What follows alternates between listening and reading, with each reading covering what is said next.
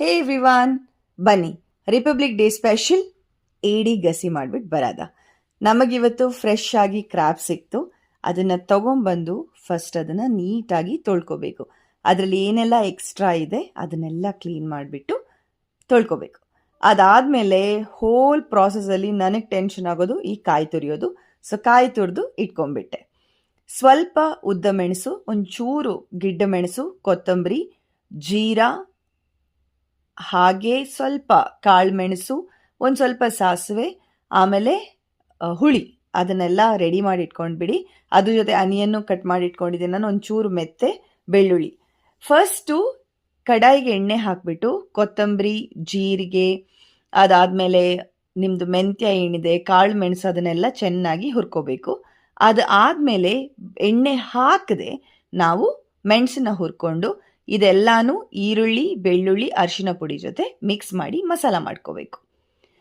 ಅದ್ರ ಜೊತೆಗೆ ಅದೇ ಪಾತ್ರೆಗೆ ಎಣ್ಣೆ ಹಾಕಿಬಿಟ್ಟು ಕಾಯಿನ ಚೆನ್ನಾಗಿ ಹುರ್ಕೊಂಡು, ನಾನು ಕಾಯಿ ಹುರ್ಕೋಬೇಕಾದ್ರೆ ಸ್ವಲ್ಪ ಜೀರಾ, ಅದಾದಮೇಲೆ ಕರಿಬೇವು ಸೊಪ್ಪು ಹಾಕಿದೆ.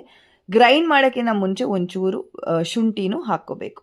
ಇವಾಗ ಮಣ್ಣಿನ ಮಡಿಕೆಯಲ್ಲಿ ಎಣ್ಣೆ ಹಾಕಿಬಿಟ್ಟು ಅದಕ್ಕೆ ಈರುಳ್ಳಿನ ಹಾಕಿ, ನಾನು ಆ್ಯಕ್ಚುಲಿ ಸ್ವಲ್ಪ ಶುಂಠಿ ಕಮ್ಮಿ ಇದ್ದಿದ್ದಕ್ಕೆ ಅದಕ್ಕೆ ಚೂರು ಶುಂಠಿ ಗಾರ್ಲಿಕ್ ಅಂದರೆ ಬೆಳ್ಳುಳ್ಳಿ ಗಾರ್ಲಿಕ್ ಪೇಸ್ಟನ್ನು ಹಾಕಿದೆ.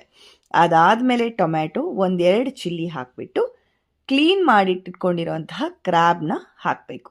ಸ್ವಲ್ಪ ಉಪ್ಪು ಹಾಕಿಬಿಟ್ಟು ಈ ಗ್ರೈಂಡ್ ಮಾಡೋ ಮಸಾಲದ್ದು ನೀರಿರುತ್ತಲ್ಲ, ಆ ನೀರನ್ನ ಹಾಕಿಬಿಟ್ಟು ಬೇಯಕ್ಕೆ ಬಿಡಬೇಕು ಕ್ರ್ಯಾಬ್ನ.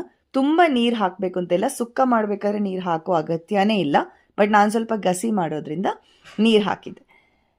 ಈ ಸೈಡಲ್ಲಿ ಮಸಾಲಾನ ರೆಡಿ ಮಾಡಿಕೊಂಡು ಬೆಂದಿರೋಂತಹ ಕ್ರ್ಯಾಬ್ಗೆ ಈ ಮಸಾಲಾನ ಹಾಕೋಬೇಕು. ಅಡಿಗೆದು ಉಪ್ಪು ನೋಡೋ ರೀತಿ ಇದು ಮಂಗಳೂರು ಸ್ಟೈಲಲ್ಲಿ. ಕೈಗೊಂಚೂರು ಬೊಟ್ಟು ಹಾಕಿ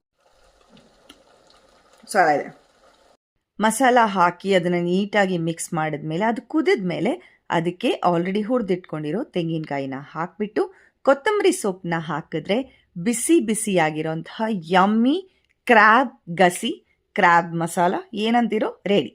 ಅದನ್ನು ಮುಚ್ಚಿಟ್ಬಿಟ್ಟು ಗ್ಯಾಸ್ನ ಆಫ್ ಮಾಡಬೇಕು.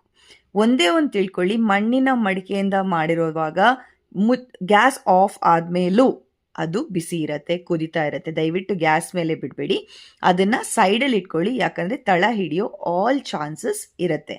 ಬಾಯ್ಲ್ಡ್ ರೈಸ್ ಜೊತೆ ಸಿಂಪಲ್ಲಾಗಿ ದಾಲ್ ಮಾಡಿಬಿಟ್ಟು ಈ ಸುಕ್ಕ ಜೊತೆ ಊಟ ಮಾಡಿದ್ರೆ ಅದಂತೂ ಸೂಪರ್ ಆಗಿರುತ್ತೆ. ನಮಗೆ ರಿಪಬ್ಲಿಕ್ ಡೇ ಸ್ಪೆಷಲು ಕ್ರ್ಯಾಬ್ ಗಸಿ.